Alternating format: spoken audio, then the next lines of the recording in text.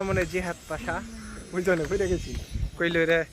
ফইরা থাক ফইরা গেলে যাইবো তার বউটার আমি নামকা সমস্যা নাই একটা সন্তান হয় আমি ফিরে ফিরে আহা আমার বেআই নিমন তুমি কোথায় শুনেন তোমাকে দুইটা কথা বলি এখন এই জিহাদ কইতেছে কহে সুসাইড করবো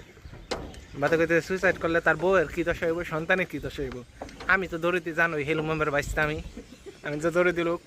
আমি তো চাই না যে তার বউরা না খায় মরুক স্বামীর অভাবে মরে থাক